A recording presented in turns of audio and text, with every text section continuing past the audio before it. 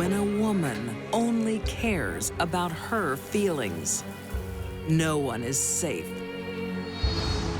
A mom cuts her family ties in the most brutal way. But it didn't stop, they just kept at it. And they kept at it for hours. A complicated love life Louisburg becomes too hot to handle. The press dubbed it the torch slaying, and so she became the torch slayer. I look forward to seeing you. And an ex-girlfriend returns a favor with a bloodbath. Like this is some Vincent Price B horror movie. These deadly women show no empathy for others. When they become killers,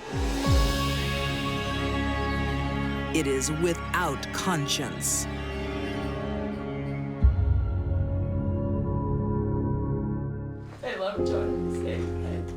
A mother exposes her heartbreak to the world. Anyone who's got any information at all. She begs for help to solve a horrific crime. It was a shocking crime, and the community was appalled by the details. Can you tell us what happened? The cruelty of it was such that I haven't seen anything like this.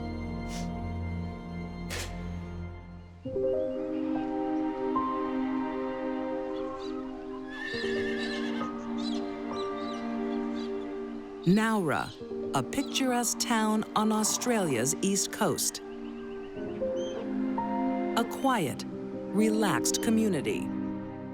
But not in this household. In 1993, young parents, Gunn-Britt and Brian Ashfield's home is chaotic. Gun-Brit had 5 children between the ages of 3 and 8. That was stressful enough. Their relationship is rocky, and they are broke. They lived in a welfare house, a house provided by the government, and they lived on welfare benefits. There wasn't a lot of money around. The frustration is building.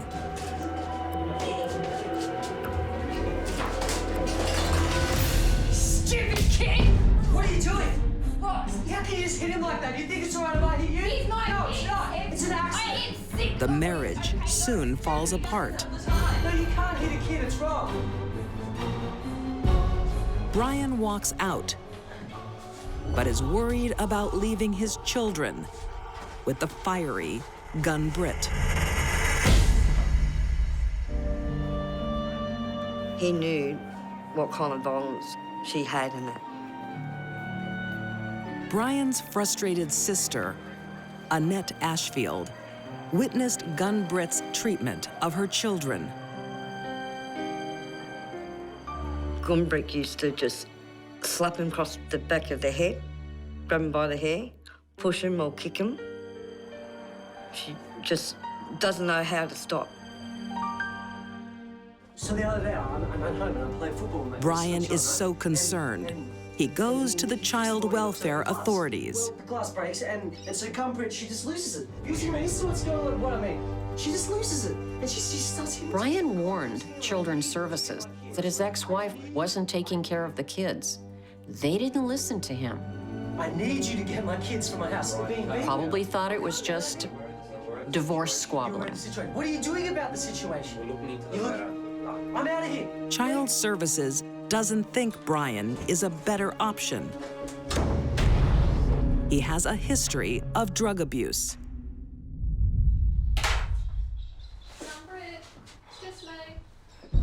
But Gun-Brit is on the Child Services watch list. Officials pay regular visits. What do you want this time? We've had another complaint. Another complaint. Who is it this time? Did someone have an infamy or something? Welfare Services had been to this house something like 30 times. The fact that the children were being abused and neglected was not a secret to anyone. Do you mind if I see the kids, just to see if they're okay? My kids are fine. There's nothing wrong with my kids. Okay. Well, how about we sit down and have a little chat then? Yeah, fine. Okay, good. Gun-Brit told a community service worker that she felt violent toward the children and they should be taken away. They should have listened. In the 40 years I've been working in this field, I've never had a patient say to me, "I'm feeling violent toward my children, they should be removed." That's how rare it is.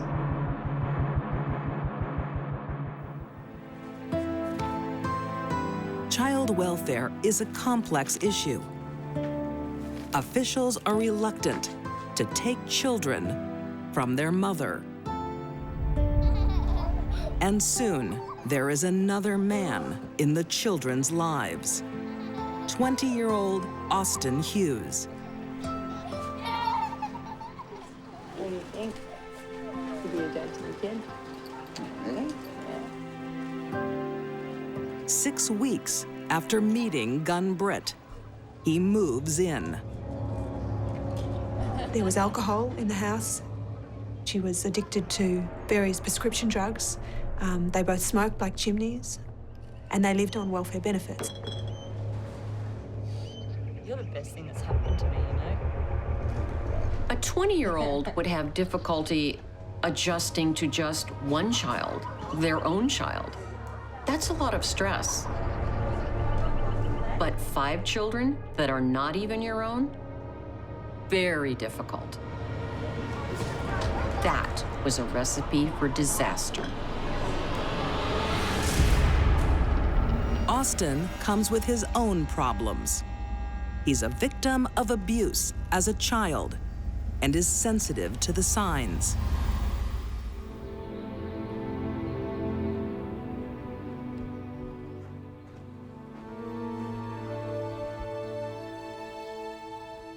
Gun!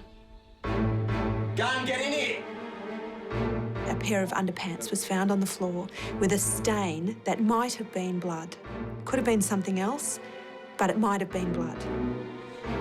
Melissa's been abused. What do you mean? Your kid, John, has been abusing Melissa. The underpants belonged to Melissa. I knew that kid was trouble. I think the ordinary person would look at that and just think that it's ridiculous. Although it's not true. On August 4th, 1993, when little John comes home from school, he has no idea of the storm he's walking into. In the small town of Nowra, south of Sydney, Australia, 25-year-old Gunn-Britt Ashfield is struggling to cope with 5 young children, What are you doing? a divorce, and alcohol. She thinks her new young live-in lover, 20-year-old Austin Hughes, will make life better.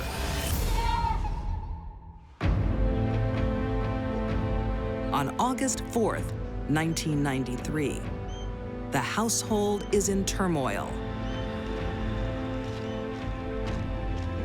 One child is the focus of Gun-Brit's anger. Your kid, John. No, you can't get away with it. I'm gonna teach him a lesson. Of all the 5 children, 6-year-old John was the one targeted by his mother and her boyfriend, Austin, I mean, he's got to be punished. for abuse. John! What did you do to Melissa? They falsely accuse 6-year-old John of molesting his 3-year-old sister. These people had in mind that John was touching Melissa inappropriately, and that if they didn't stop him, he was going to grow up to be a predator himself.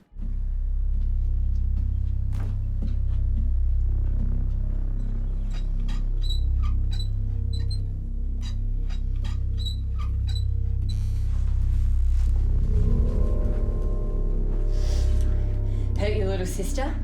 Huh? They found a phone book was 750 pages thick. And they put the phone book against John's head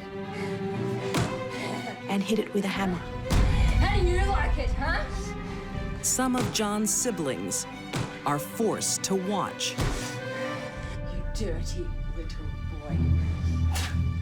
I can only imagine him screaming for help. No one there to help him. They had taken down the curtain rod. They had beaten John with it, so much so that the metal had bent. He was saying, "I'm so sorry, I'm so sorry." But it didn't stop, they just kept at it, and they kept at it for hours. Ah, come on, stop crying like a little girl. Johnny's beaten, unconscious. But now the attackers panic. They try to revive him. What they did first was they put him in a bath.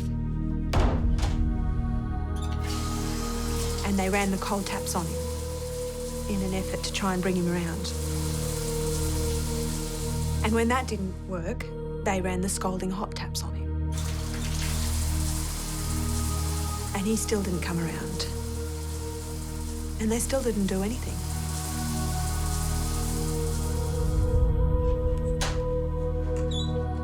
Little Johnny is now in a coma.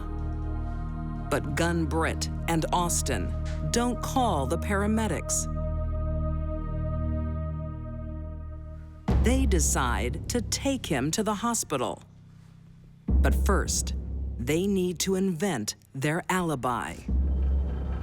Someone asked you, you tell them that John got bashed by some kids in a park. Okay?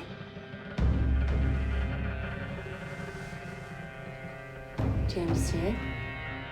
The idea that they could leave him lying there, dying, while they tried to figure out a story, I think makes the crime even more horrific. You know what's going to happen if you say anything, don't you?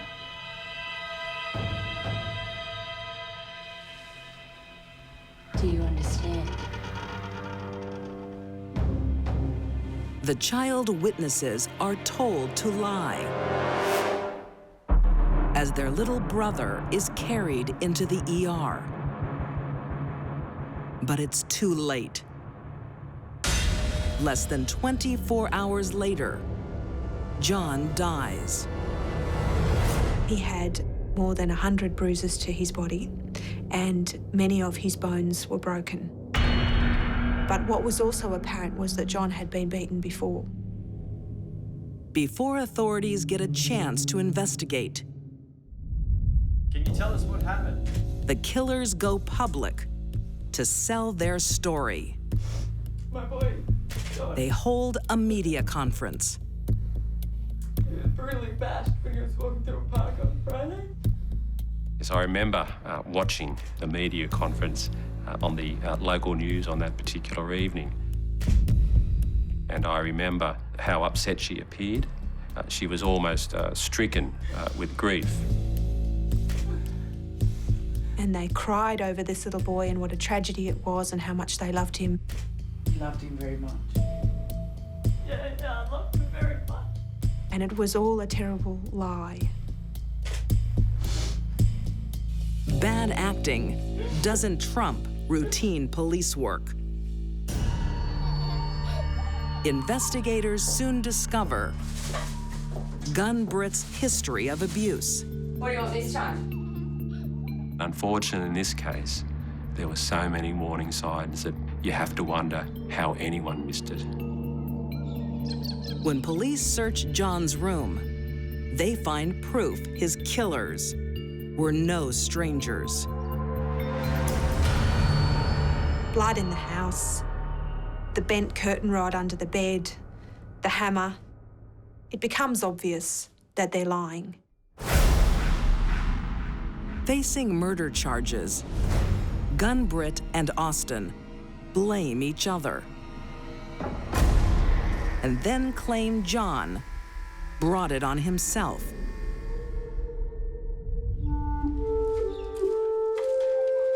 There was no evidence at all that John had ever touched Melissa in an inappropriate way. I think John could have accidentally spilled his milk at breakfast and suffered the same fate. Gun-Brit wanted to kill her son. Both are convicted of murder and sentenced to 19 years.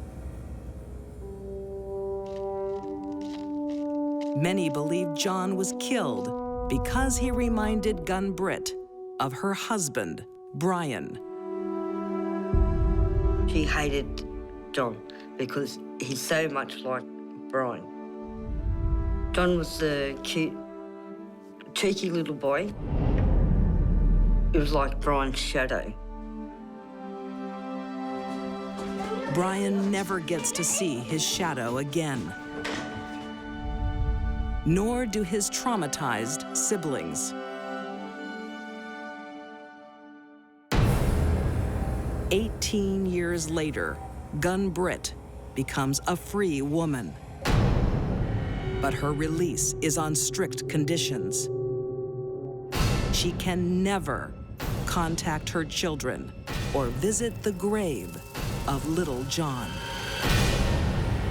It's a shock to us as human beings that the lives of children should be cut short, and in particular that they will be cut short by those who are supposed to love them.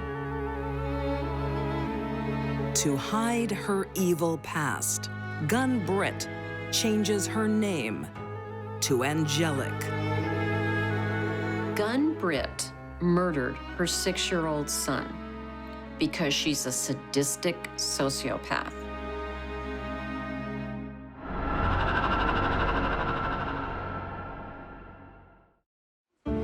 When you're skilled in the feminine arts, There will be no man who's able to resist you. catching a man is easy. She had to have a man in her life. Holding on to him can be the burning issue. She poured gasoline on it and lit it.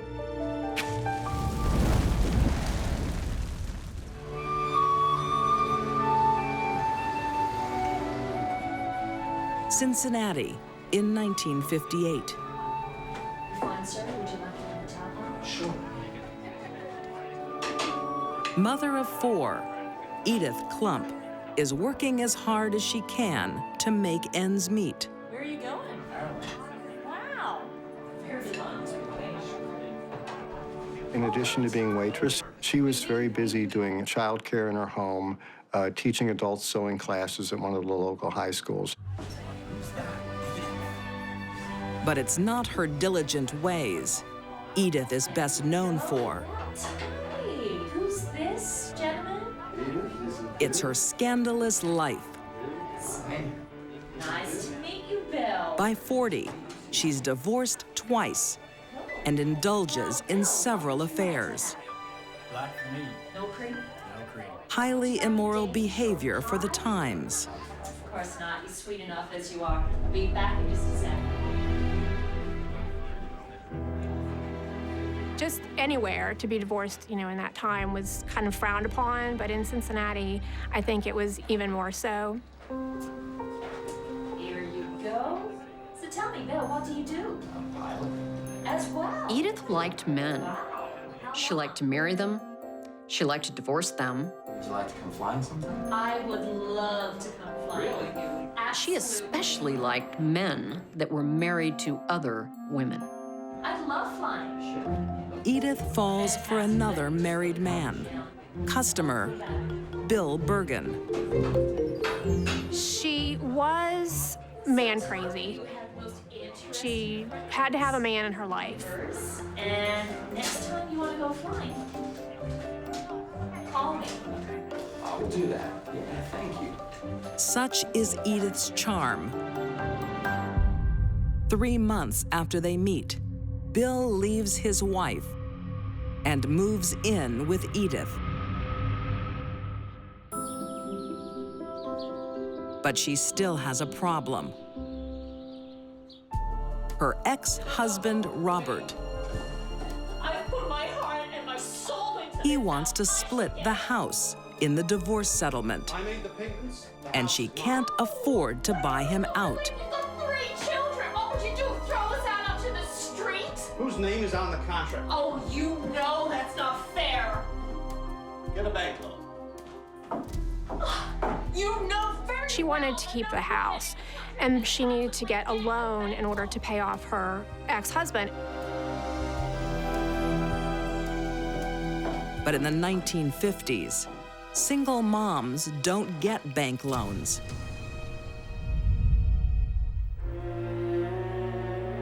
Edith convinces her lover, Bill, to pretend to be her husband so she can get the loan in his name. We need to really impress this banker. So if you sign there. So, posing as a married couple with his income and her income as well, they applied for this loan. Edith's plan works perfectly. As Mrs. Bergen, she gets the loan and saves her house. No, for the future. But there is still one obstacle. The real Mrs. Bergen, 32-year-old Louise. Hello? Louise Bergen. Hello, Louise. Yes, I was wondering if you wanted to get together today to have a conversation. If you She discovers the ruse Today, if you can. and wants to meet See you in 10. face to face.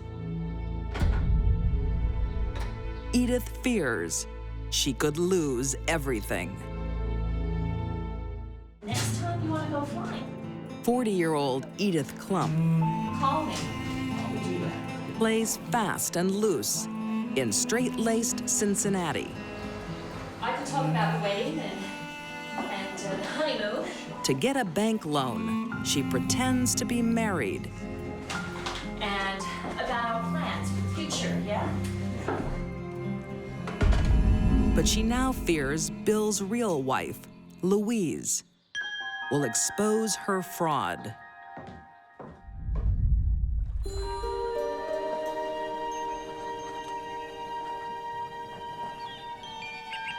October 30th, 1958. The two women go for a drive to talk things out. They end up at an isolated park. But Edith isn't in the mood for a chat. I don't know what to say either. Because What are you doing? Edith, please. You don't take a gun when you're going to just talk to someone unless you want the gun to do the talking. Edith, please. Please. The gun went off right underneath Louise's neck. Love triangles can be very dangerous for any of the three parties. In this case, it was dangerous for the most innocent party, Louise.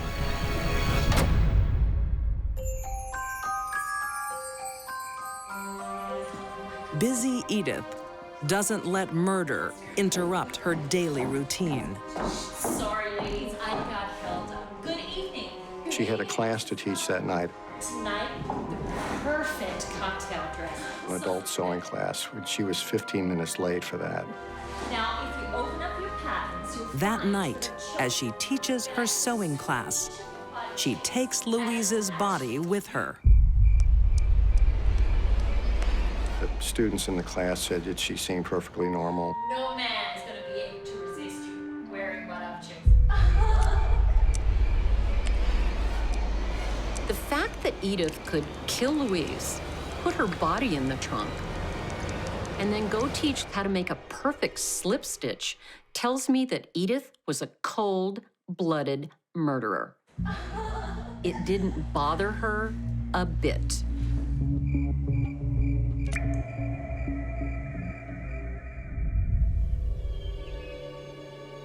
The next morning, there is one more job the expert seamstress needs to finish. Body disposal. She drove up to Lake Cowan, found a secluded place by the side of the road, dragged the body out of the car. Then she put gasoline all over it. And lit it.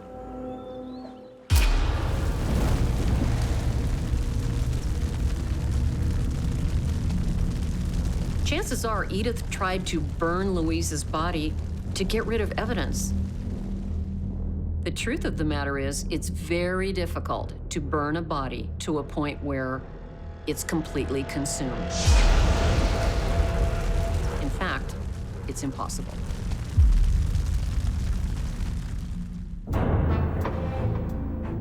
The charred remains are found the next day. They match the description of Louise, who has been reported missing by her family. They also tell police about Bill's relationship with Edith. The lovers are interrogated. He passed a lie detector test, so they started talking to her. And when they brought her in and gave her a lie detector test, they said that the results of the test indicated that she knew something about the killing of Louise Birkin. Confronted with the lie detector results, Edith breaks down and confesses, but says it was self-defense. No one believes her story. She stands trial for first-degree murder. The trial of Edith Klumpp was really the spectacle of the summer of 1959 in Cincinnati. It was headlines in all of the papers, and everybody was clamoring to get a seat. So if you sign there. Prosecutors claim she killed to cover up her fraudulent signature on the bank forms. I don't think this murder had anything to do with being afraid she'd be caught trying to scam the bank. I think she wanted Louise gone. On July 2nd, 1959, Edith is convicted of first-degree murder and sentenced to death. That was very unusual for a woman at the time. There had only been 3 women executed at the time. But Edith finds one sympathetic and powerful ear: the governor of Ohio. He commutes her death sentence to life, and she is paroled after 12 years. But Bill's not waiting for her. He moves out of the state and starts a new life. She actually got out of jail in 1971, and she lived a very quiet life afterwards. So I think she did learn a lesson, which is good. Edith Klump passed away in 1999, aged 81. This was a very shocking crime. People saw Edith as a sweet and simple housewife, but she was much more complex than that. She was a cold-blooded killer. A woman can have the right looks. She's involved in that fast life of drugs and hungry men. And the right moves. Very, very sexy. But all the wrong intentions. I look forward to seeing you later. She wanted to vent the rage she had for every other man in her life that had disappointed her.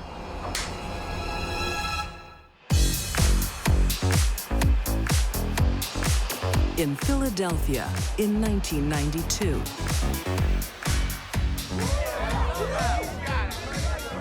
25-year-old Kelly O'Donnell makes her living bearing all as a dancer.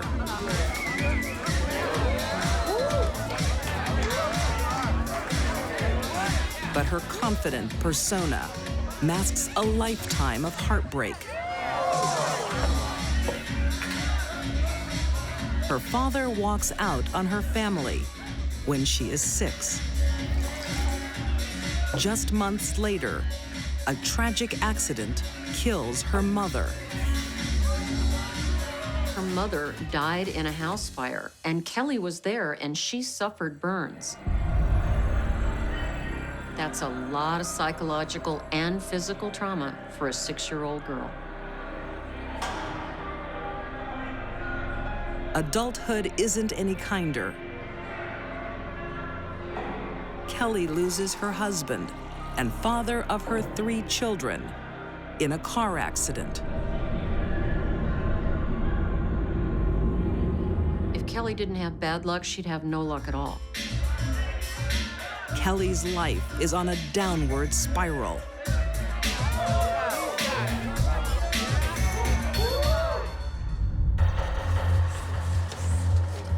She is desperate for cash.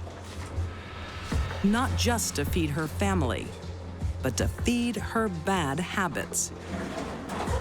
Hey, Kelly. Hi. Hey. Trauma and grief affects people differently. Nice stuff. In Kelly's life, it affected her badly. She abused drugs and alcohol to cope. What do you think? I think you're looking good. This stuff's okay. Kelly makes extra money by selling stolen goods to an old friend, Eleftheros Eleftheru, This jacket, real leather. Yeah, it's gotta be. known to all as Terry the Greek. 40. Oh, Terry, it's worth at least 200. Terry the Greek was 50 years old. He owned and operated a pizza shop. Hard-working guy. People liked him. Because you are so sweet. He didn't do everything right, but what he did do right, people appreciated. 60, huh? Once lovers, the relationship is now strictly about cash. Bye. He was kind of the go-to bank for her. Whenever she needed a 20 here, 50 there, whatever she needed, she would go to him and ask him for the loan. And you know what? He liked her. They weren't dating, but he'd lend her the money anyway.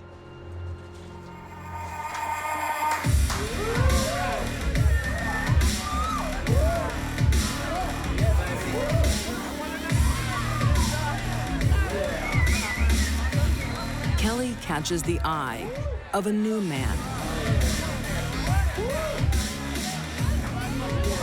27-year-old Bill Gribble. They have a lot in common. Sure enough, Bill's an alcoholic, dope addict.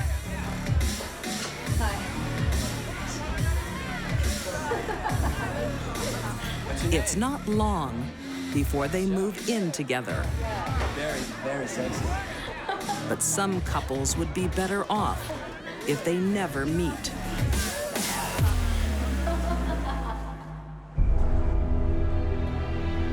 On the night of November 12th, 1992, Kelly asks another favor of Terry. Money, Terry. She goes to the pizza shop to borrow some money from Terry. I'm sorry. You got something to sell. What about this? I get some for this. Okay, I'll leave it with you, but I want it back. Yeah, right. I can pay you back the money. When? Tonight. This time, she leaves her leather jacket as collateral. Later sounds okay to me. And she says, you know what? Let's meet up later on tonight so I can pay you back the money and get my leather jacket back. It's the kind of exchange they've made many times. I look forward to seeing you. Later. But tonight, will be different. They ended up back at her place. And that's where the nightmare begins. Philadelphia, 1992. Kelly O'Donnell makes a living with her strongest assets, her body and her wiles. Got some more stuff. With drug and alcohol problems, Kelly's always short of cash. 60, huh? And she often turns to her former flame, Terry the Greek.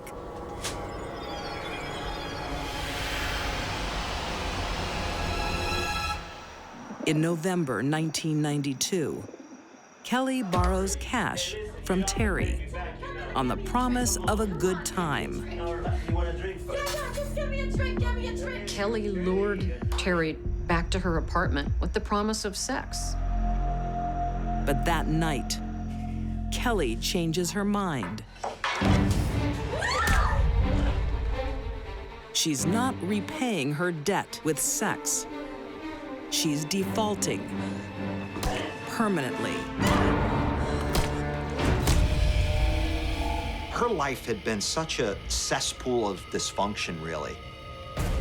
Men had routinely let her down her whole life. That when she took that hammer out and she began to wail on Terry with it, the rage just started coming out of her and would not stop. Every man in her life who had ever done her wrong, that was a blow to Terry's head. After 20 blows, Kelly's revenge is interrupted. You gotta get this body out of here! Her new lover, Bill Gribble, doesn't call the police. Okay, buddy. Okay, He helps her.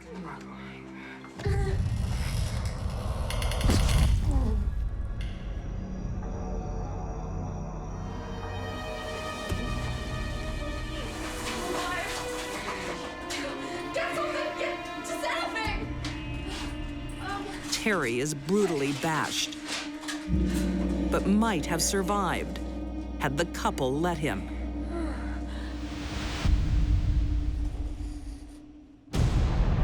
Kelly isn't cutting into a corpse. Terry is still alive. The pain and agony he must have went through, but not only that, knowing that he had helped this woman. He had dated this woman. He had had relations with this woman. And she's chopping him up. It would be very apparent to the killers that he was still alive. Because as they made the cut, the blood would continue to pump out of the vessels.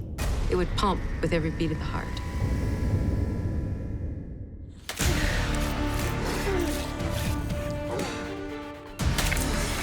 The events that led up to this murder didn't happen overnight. It was a series of catastrophic events that had been in the making for decades. Then Kelly makes the cruelest cut of all. Here comes, really, this disgust, this rage, this hatred she has for men in her life. She cuts off Terry's private part.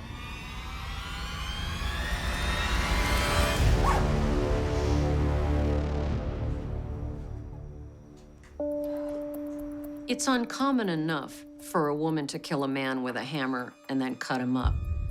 But to mutilate his genitals, highly unusual.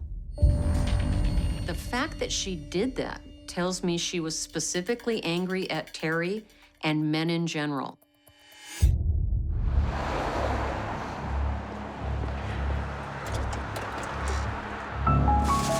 Kelly and Bill dispose of their victim like trash on a Philadelphia street.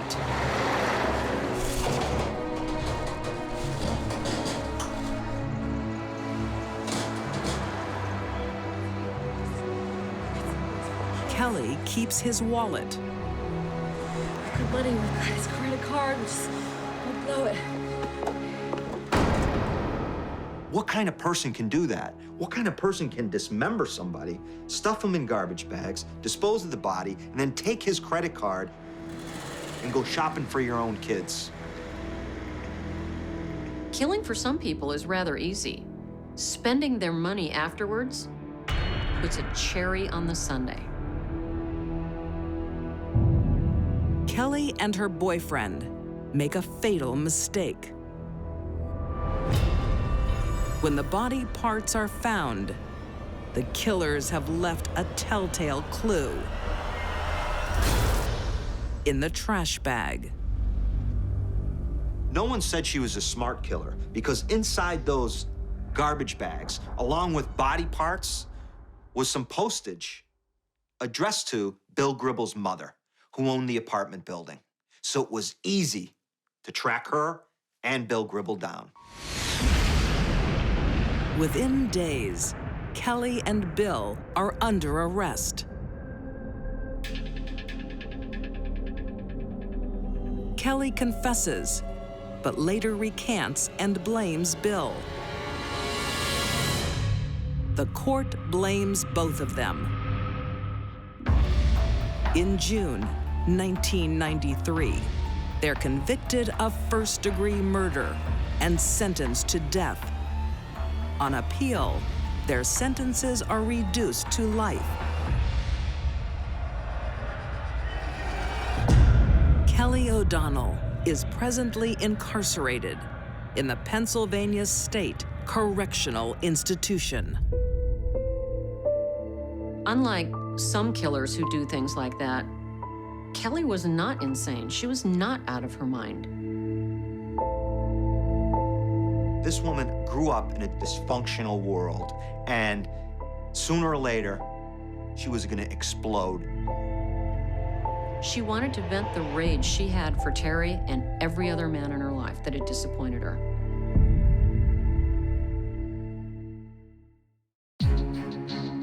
These three women thought nothing of taking a life. Gunn-Britt Ashfield's sick imagination led to her little boy's murder. Edith Klump torched her lover's wife. And Kelly O'Donnell carved up an old flame. These deadly women took the lives of those who did them no harm. They killed without conscience.